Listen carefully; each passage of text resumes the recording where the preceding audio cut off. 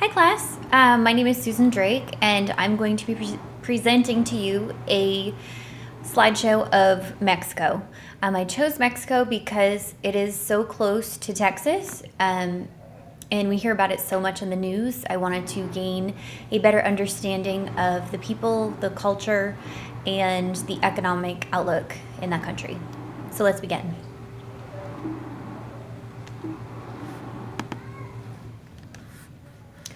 So the population of Mexico is 123.5 million people.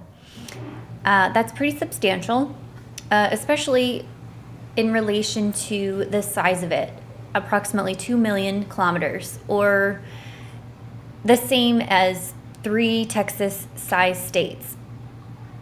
The form of government that is in Mexico is the Federal Republic, and it consists of the main religions of Roman Catholic, as you can see, 90%, Protestant 5%, and other 1%.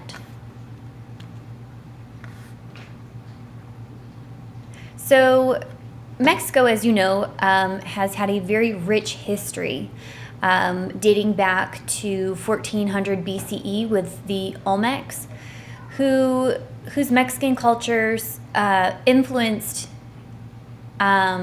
much of the Mayan and Aztecs. The Mayans actually used the same hieroglyphics, calendars, and similar architecture, which encompassed a lot of the cosmology beliefs, mostly centering around the stars, the moon, and different cycles that they take. The Mayans were people who were located in the Yucatan Peninsula. They, again, kind of reverberated a lot of the Olmecs culture. So they rose about 1000 BCE, and their collapse was about 1000 CE. The Aztecs were known for their agricultural practices, very incredible agricultural practices that consisted of zero to very little water, and incredible aqueducts that were able to make trenches to create vast agricultural thriving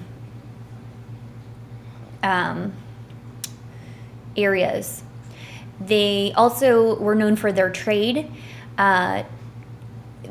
They had cities that were similar to our now Italy. So it was basically like root systems. They made roots that were intertwined, kind of like baskets, and then waste was used as a component to create a base or barrier for the foundation of the buildings of what was Tenochtitlan, which was a trade capital of that time. In 1325 CE, like I said, Tenochtitlan was created, and in 1519, Montezuma II was killed by Cortez, the Spanish explorer, and Montezuma II was actually the ruler at that time. So in the 1600s, after that happened, Spain conquered the rest of Mexico, and I'm just going to kind of go over some important dates that you should probably know about. Some being in 1810, the Mexican War of Independence was led by Hidalgo, and he was killed the following year by Spaniards. In 1821, Mexico declared their independence. 1824, Mexico became a republic, so some sort of economic order. In 1835, Texas Revolution begins. In 1836, Texas declares its independence from Mexico. In 1846, I'm sorry, I said 36. In 1846, Mexican-American War ends with the Treaty of Guadalupe, which the USA obtains California, Arizona, Utah, New Mexico, and Nevada. This was done underneath the presidency of Polk. He basically convinced Mexico to sell them the what is now those states in the USA. In 1853, the Garden purchase of there was another purchase, but it was the rest of Arizona and New Mexico, which was sold to the U.S. In 1861, the French invade Mexico, and then in 1867, they were expelled. In 1910, the Mexican Revolution happened. A lot of people felt that Mexico was being treated unfairly. The people, their crops were being harvested and sold, and they were more cash crops than actually substantial for constitution into their own bodies. In 1917, again, an organized social order was established, and the Mexican Constitution was adopted. In 1929, the Mexican Party is formed, also known as the PRI, and that was instated for 70 years. In 1930, there was vast economic growth. 1942, we all know of World War II. Mexican forces joined Allied forces. 1993, NAFTA signed an agreement with the U.S. and Canada having to do with trade so that they could be more of a superpower in the global system of the economy. In 1994, the fall of the Mexican currency of the peso happened, which was devastating for a lot of people, and it still is trying to regain some strength. The Mexican peso is actually not backed by anything as of right now, and so it fluctuates greatly depending on the day. And in 2000, the first non-president from the PRI was established. So let's move on to art. Some of the most important aspects of Mexican art was the Olmecs, who again were predecessors of the Aztecs and Mayans, and giant heads were found throughout Mexico and thought to depict rulers. They were used, or they think that they were used for political or religious reasons. Paper, stone, ceramics, wall painting, jade sculptures were also used for political or religious reasons. After the Spaniards, art was very heavily influenced by European culture, as you would imagine. Oil paints, murals were used in government propaganda and public buildings because they realized that culture, a lot of people who couldn't necessarily read or write, they could interpret art, and so that they would try to send messages through the art. After some time, Mexican art began only depicting Mexican art and non-European culture. Mexican folk art is known for its natural ingredients and bright, vibrant colors and details.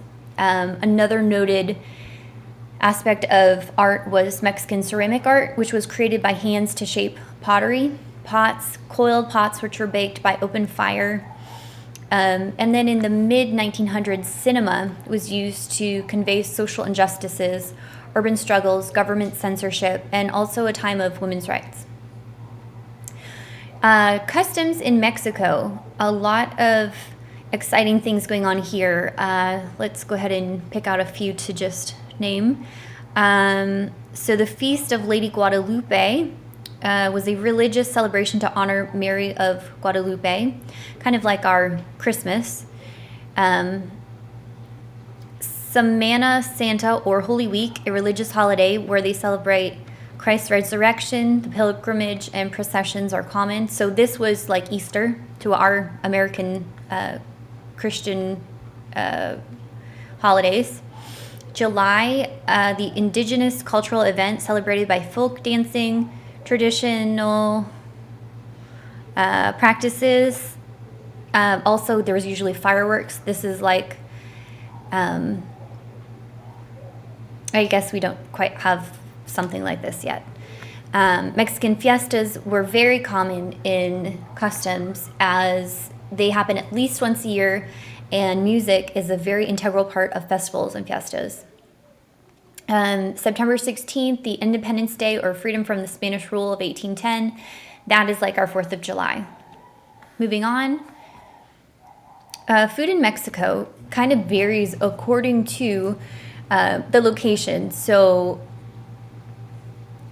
according to Helen Dwyer from Chimu Blog, in the Yucatan, which is the small peninsula in the east coast of Mexico, most of the food is mainly consists of fruits, oaxaca, I'm butchering this, sorry, tortillas, tamales, and moles. Mountain region, as you would imagine, beef, mutton, pork, goat, and spices. In the Pacific coast, mainly seafood, so around that southern California border, in that little peninsula. Corn, beef, and chilies, avocados, rice, and tomatoes are all main components of meals. And as you can see in this display, there are some chilaquiles. Again, I apologize on pronunciation. Some of the common meals you would find are tamales, pozoles, mole, tostadas, and enchiladas. Again, music is kind of an intricate part of this culture. Traditional Mexican music is characterized by mariachi bands, ranchera, norteños. So displayed I have what those are. Typically mariachi bands you'll see at quinceañeras or like different important parties. Sometimes you'll see them at weddings. Or ranchera are the traditional folklore based centered around love, patriotism, and nature. Norteño or grupero, based on the waltz, and polka, based on the middle to fast-paced. And they were most influential by European culture. So kind of when the Spaniards came over, they were influenced by European culture. Entertainment. So in Mexico, as most people know, football is very popular, or soccer here in America. A lot of things that people like to do are visit historical sites like Chichen Itza, Teotihuacan, Telem, just to name a few. Some beaches, Telem, Cancun, Los Cabos. Who would not want to go to the beach, right? Gardens, there's the floating gardens of Ochimilco, Vivero, Coyuncan, Garden of Art. Just a lot of different things that people can go and check out. The family tradition and culture of Mexico is most Mexican families are close-knit and generally very large. Parents are held in highest esteem. In addition, entertaining with parties is common and customary. According to Life Science magazine, culture revolves around religious values and church. According to HistoryPlex, men and women have distinct roles in the Mexican culture. Women are only to work if the man is unable to. Grandparents help raise children, and all family members live close to each other. Customs and traditions are passed along to ensure traditions are preserved. So the education system of Mexico is kind of similar to America, but different. So let's go ahead and go over that. So pre-K is ages 3 to 5. It's not government funded. Most of it is private. Primary school is grades 1 through 6. Secondary school is grades 7 through 9. Secondary preparatory school is 1 to 3 years, so I would assume that would be 10 till 12. After that, there's a vocational school, which students can attend. There's also college. And then if you want to move on to get your master's or doctorate degree. So I did go ahead and mention that it's different from America. So let me go ahead and share how it's different. So in student life, according to Mexico Daily News, children ages 5 to 16, nearly 20% of the cohort of the population have abandoned their studies, while 53.3% both study and do housework. Another 27% combine outside employment with housework. So I think a lot of the students have a lot more work at a necessity to help their families survive, as opposed to American families who don't necessarily, it's not as common seeing like 5-year-olds working in the fields or, and then let's go ahead and move on to college exchange students. So one of the major factors of student life that needs to be considered is safety. Crime rates are very high in Mexico, which is attributed to homicide rates, drugs, and gangs. In addition, travel with public transportation should be done by day and then at private car by night. They suggest don't carry a lot of cash on hand, don't wear expensive jewelry. And if you know Spanish, it is the primary language, but there are also indigenous languages spoken. Healthcare, there are private, public, and universal healthcare insurance plans, but military and state employees have different healthcare plans. Many can only afford basic healthcare. Full healthcare coverage in 2004 was known as popular health insurance, which tried to equalize and make sure that everybody could get at least something that would cover basic needs. Environmental issues that are in Mexico, according to Planeta.com, they include, similar to America, dumping chemical pollution, deforestation, and the decrease in biomes, which are very important in agricultural and even environmentally for any species.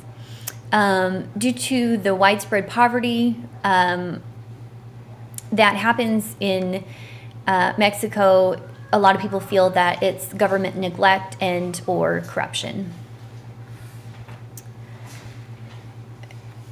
So in conclusion, Mexico, like any country, has had times of prosperity, economic growth, and expansion, but it has also had hardships, economic instability, and selling off of land. Mexican people are highly resilient, but due to poor economic conditions, opportunities for education, healthcare, quality of life are deeply affected. While the Mexican people have deep cultural connections which boost their morale, it is no doubt that there is a decrease in trust in corrupt government, safety, and reforms that increase the economic debt. While growth is the hope for every country, creating a stable government with equal opportunities, fair pay, and opportunities in education is what will make Mexico grow. Included, I have my references. Thank you so much for viewing this. I hope you have gotten a lot out of it.